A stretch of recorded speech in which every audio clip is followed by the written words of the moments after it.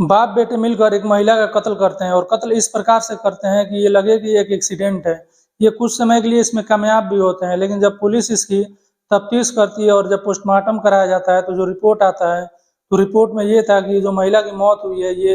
Accident से नहीं हुई है, बल्कि इसका दम घुटने से और गला दबाने और मुँह दबाने की वजह से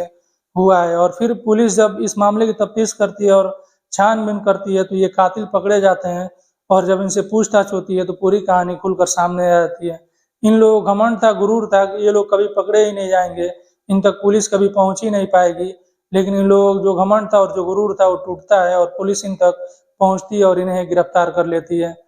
नमस्कार, सलाम, सत श्री अकाल। मैं हूं मुस्तफ़ा और आपका स्वागत है मेरे चैनल पर। मैं आज की कहानी शुरू करूं उससे पहले आपसे एक छोटा सा रिक्वेस्ट है कि आप मेरे वीडियो को लाइक कर दीजिए और आप मेरे चैनल पर नए हैं तो मेरे चैनल को सब्सक्राइब जरूर कर लीजिएगा।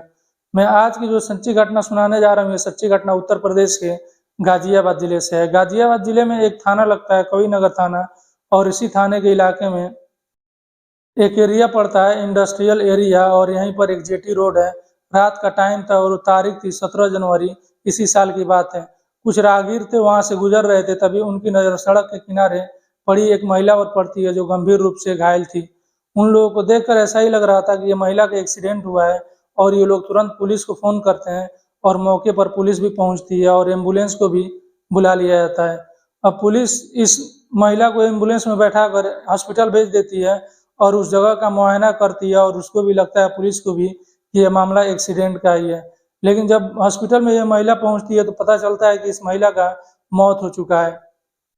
अब पुलिस उस महिला को अपने कब्जे में लेकर उसकी लाश को कब्जे में लेती है और पोस्टमार्टम के लिए भेज देती है और इसका पहचान कराती है और इसकी जब शिनाख्त कराया जाता है तो पता चलता है कि इस महिला का नाम मोनिका है और इसके पति का नाम अमृत है। अब पुलिस अमृत की तलाशी करती है, तब तक अमृत के पास भी इसके बारे में खबर पहुंच चुकी थी कि उसके महिला का एक्सीडेंट हो गया है, उसके पत्नी का एक्सीडेंट हो गया है और एक्सीडेंट में उसकी मौत हो गई है। अमृत भी कविनगर थाने पहुंचता है और वहां आकर एक्सीडेंट का ही एफआईआर दर्ज कराता है और पुलिस इस मामले में तफ्तीश करना चालू कर देती है। लेकिन अभी पुलिस इसमें कुछ आगे बढ़ती तभी 19 तारीख आता है और 19 तारीख को पोस्टमार्टम रिपोर्ट आ जाता है। पोस्टमार्टम रिपोर्ट जब पुलिस देखती है और पढ़ती है तो पोस्टमार्टम रिपोर्ट पढ़ने के बाद पुलिस के कान खड़े हो जाते हैं, क्योंकि पोस्टमार्टम रिपोर्ट में एक्सीडेंट का मामला था ही नहीं। पोस्टमार्टम रिपोर्ट में ये था कि इस महिला का गला दबाया गया है और मुंह दबाया गया है और इसके दम घुटने से मौत हुई है। अब पुलिस जो एफआईआर एक्सीडेंट का की हुई थी उसे कत्ल में तब्दील करती है और अब कातिल की खोजाई शुरू करती है और कातिल की पकड़ने के लिए पुलिस सर्च ऑपरेशन चलाती है। पुलिस अपने कुछ मुखबिर को भी लगाती है और जहाँ की महिला रहने वाली थी वहां भी मुखबिर जाते हैं और वहां भी जाकर पता करते हैं तो पता चलता है कि इसी गांव का एक व्यक्ति है, वो इस महिला के साथ अक्सर बाहर घूमने जाया करता है और होटलों में भी जाया करता है और उसका नाम चरण सिंह है। अब ये बात पुलिस तक पहुंचती है और पुलिस चरण सिंह की तलाशी चालू करती है। तलाशी करते हुए चरण सिंह पकड़ा जाता है और वो पकड़ने के बाद पुलिस उसको, चरण सिंह को थाने लाती है और थाने लाकर उससे पूछताछ किया जाता है। लेकिन चरण सिंह जो सच्चाई थी वो बता नहीं रहा था और पुलिस को गुमराह कर रहा था। लेकिन जब पुलिस सख्त होती है तो अपना गुनाह कबूल कर लेता है और वो बताता है कि हाँ, उसी ने ये कत्ल किया है और ये भी बताता है कि ये उसने अकेले नहीं किया है बल्कि इसमें 2 लोग और शामिल हैं। वो बताता है कि एक उसका बेटा ही है जिसका नाम रोहित है और एक उसके बेटे का दोस्त है जिसका नाम संदीप है। अब पुलिस इन दोनों को भी तलाश करती है और इन्हें गिरफ्तार करके थाने लाती है और इनसे पूछताछ किया जाता है तो पूछताछ में पता चलता है कि ये जो चरण सिंह है और जो मोनिका थी, इनका प्रेम संबंध 7-8 साल पहले से ही चला आ रहा था और इस बात को लेकर इधर जो चरण सिंह था उसके घर वालों के बीच भी झगड़े होते रहते थे और उधर जो मोनिका थी उसके घर पर भी झगड़े होते रहते थे, लेकिन ये लोग एक दूसरे से मिलना नहीं छोड़ रहे थे। धीरे धीरे समय बीतता है, फिर जो मोनिका थी वो चरण सिंह से एक घर की मांग कर देती है और कहती है कि वो उसे एक नया घर खरीद कर दे। लेकिन जब इसके बारे में चरण सिंह को, ये बेटे को जब पता चलता है तो उसका बेटा गुस्से से लाल होता है और अपने बाप को ही धमकाने लगता है और कहता है कि वो अपने प्रेमिका को का इलाज करे, नहीं तो अपने बाप को भी वो नहीं छोड़ेगा।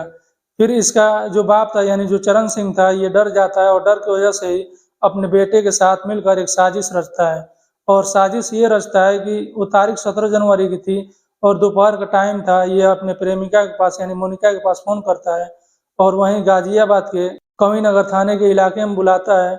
और जीटी रोड पर वहाँ एक होटल है, वहीं ये लोग जाते हैं दोपहर के टाइम। होटल के अंदर जाते हैं और तकरीबन 7:30 बज जाता है, शाम हो जाती है और फिर ये लोग होटल से बाहर आते हैं।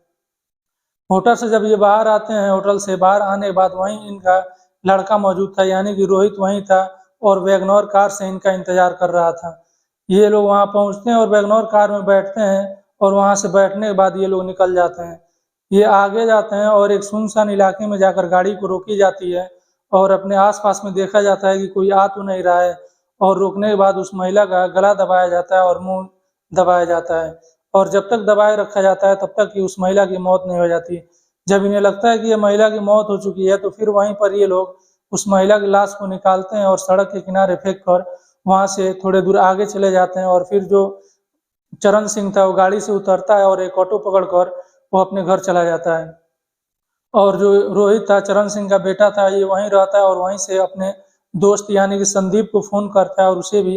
वहाँ बुला लेता है। जब संदीप वहाँ पहुँचता है तो ये दोनों लोग मिलकर एक ट्रक को रोकते हैं और उस ट्रक के ड्राइवर को नीचे उतारते हैं और फिर उसकी पिटाई करते हैं, और पिटाई करने के बाद अपने गाड़ी में बैठा लेते हैं और ज़बरदस्ती उससे कबूल करवाते हैं कि ये जो एक्सीडेंट हुआ है, जो ये महिला की मौत हुई है, इसी के गाड़ी से एक्सीडेंट होकर उसकी मौत हुई है। वो भी ड्राइवर डर की वजह से और मारपीट की वजह से ही वो भी ये बात कह देता है कि ये उसी से ये एक्सीडेंट हुआ है, और ये लोग वीडियो रिकॉर्ड कर लेते हैं उसका कहते हुए, और उसके बाद ये वीडियो जो उसका मालिक था ट्रक का, उसके पास भी भेज दिया जाता है। उसके मालिक को भी लगता है कि उसका ड्राइवर किसी महिला का एक्सीडेंट कर दिया है और एक्सीडेंट में उस महिला की मौत हो गई है, और ये लोग यहाँ से अलग-अलग इलाकों में भाग जाते हैं और फरार हो जाते हैं। लेकिन जब राहगीर वहाँ से गुजरते हैं और उनकी नज़र इस महिला पर पड़ती है, तो पुलिस को बुलाया जाता है और पोस्टमार्टम में ये पूरा मामला खुलकर सामने आ जाता है। इन लोगों की सोच थी कि ये एक्सीडेंट का मामला होगा तो ये लोग बच जाएँगे, और इनकी जो मानसा थी कि ये कभी पकड़े ही नहीं जाएँगे, ये मानसा बेकार जाती है, और ये पोस्टमार्टम जब रिपोर्ट आता है, तो इसमें पूरा खुलासा हो जाता है कि ये जो कत्ल हुआ है या जो एक्सीडेंट दिखाने की कोशिश किया गया है, ये एक एक्सीडेंट है ही नहीं बल्कि ये कत्ल किया गया है। ऐसे ये मामले का खुलासा होता है और ये जितने कातिल थे, तीनों पकड़े जाते हैं और इस समय पुलिस की हिरासत में हैं। ये थी आज की कहानी, आपको कैसी लगी कमेंट बॉक्स में ज़रूर बताइएगा, और आपसे रिक्वेस्ट है कि मेरे वीडियो को लाइक कीजिए, शेयर कीजिए और चैनल सब्सक्राइब ज़रूर कर लीजिएगा।